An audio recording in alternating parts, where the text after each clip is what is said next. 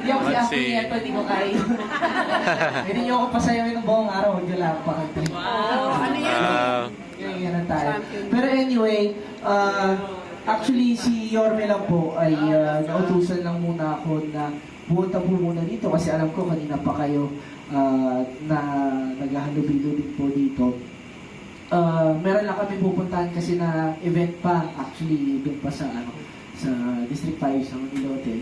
But ako po ay nag-represent lang muna sa kanya bilang andyan lang din naman po yung bahay ko, di ba? Isang tumbling lang ako. Pero gusto lang din po namin siyempre magpasalamat sa bawat isa sa inyo. Of course, alam niyo naman yung ating Yorme, as humble as he is din talaga and as hardworking as he is, siyempre pag-aupo na pag-aupo niya, kaysa naman sa maisip niya na magpa-party na magpa-party, magbakasyon na magbakasyon, ang una niyang inisip yung kapakanan ng bawat isang mga Manileño. Kaya even after the day na nanalo siya, trabaho na kaagad ang naisip niya. Alam niyo, ano rin naman siya, minsan yung pagkasipag din talaga niya, talagang ay mapapakita mo kung gaano niya talaga kasi kamahal yung mga Manileño. Diba?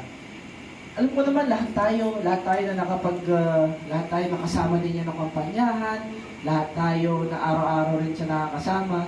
Alam natin kung gaano siya kasipag ng panahon na yon, and alam rin naman natin kung gaano rin niya deserve na makapagpahinga din ng content, makapag-celebrate.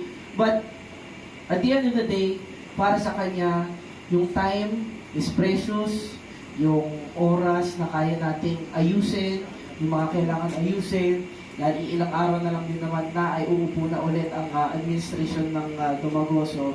And he would much rather spend yung time niya para makahanap ng mga solusyon kung ano man yung mga problema na meron tayo dito po sa loob na po ng Maynila.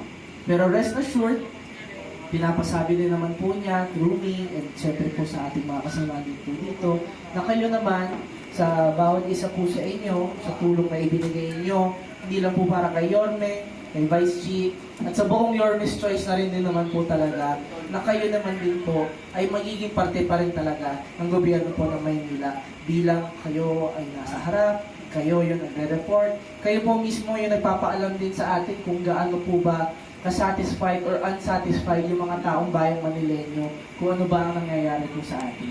Kaya kung sa inyo, sa pagpapanood namin kung ano yung mga laman ng mga content din ninyo, kung ano yung laman ng mga nire-report ninyo.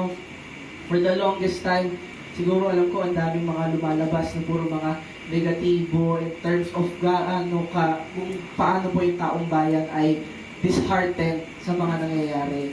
Eh ngayon naman po, excited naman siguro kung makapanood na rin sa inyo na i-interview naman natin yung mga taong bayang Manileño na masaya ulit sila sa gobyerno ng Maynila. Tama mo ba? Yes! Kaya, we only have, 20 minutes?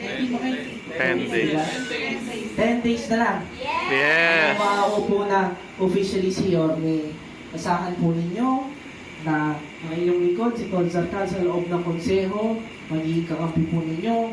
Asahan ninyo na si Vice Chief magiging kakampi nyo rin pa rin po. Asahan din ninyo na si Yorme rin naman siyempre, hindi po kayo iiwan talaga. It's just now, because there are so many things, sinabi lang din naman ni Yorme kanina sa meeting din po natin, sa dami ng problema na meron tayo sa loob ng Maynila, hindi kinakaya ng konsensya din niya at ng puso din niya na sa dami ng tao na nakikita natin na naghihirap at nahihirapan sa naiwan po na nakaraang gobyerno. Ngayon naman po, tayo naman magsakripisyo lang din ng konti para rin naman sumayo ulit ang mga buhay nila. Kaya, I hope na tuloy-tuloy pa rin din naman na maging ganun yung mindset natin. Kasi public service naman din, at the end of the day, ay talagang sakripisyo rin naman po natin na para sa sarili natin for the greater good of all Manileños. Yes. Kapag nakita natin na umaangat na ulit yung buhay, sumisigla na ulit ang lungsod po ng Maynila, yun naman po, yun ang walang kahalaga, kung yun ang walang halaga na reward po na naibibigay po sa atin. In English, priceless naman po. yung ganong klaseng na ibibigay natin sa taong bayan ng Manila. Na makita na buhay na naman po ang Maynila, masigla na naman po ang Maynila, maaliwalas na naman po ang Maynila, at pinaka-importante, mabango na ulit ang Maynila. Yes. Kaya, I hope na today po, na nakakapag-enjoy din po kayo on behalf of us na rin po siguro na nagtatrabaho pa rin po ngayon. Alam nyo, talagang kahit ako, medyo kinakabahan din po kayo. Kasi nung panahon, nung konsehal po ako, nung pandemic, na nandun din po si Yorme as mayor, makakuha na lang kami ng mga tawag na alauna na ng madaling araw, alas 2 na madaling araw. Tol, mga konsehal, punta kayo, mag-special session kayo, ganyan. Medyo kinakabahan na ulit ako, di ko mauulit na naman yung mga yan. But at the end of the day, yung mga ganong klaseng sakripisyo will be worth it in the end naman, na makita lang natin na may ngiti na ulit ang lungsod ng Maynila. Kaya mag-iingat po kayo palagi. We are just one call, one text, and one service lang in a way.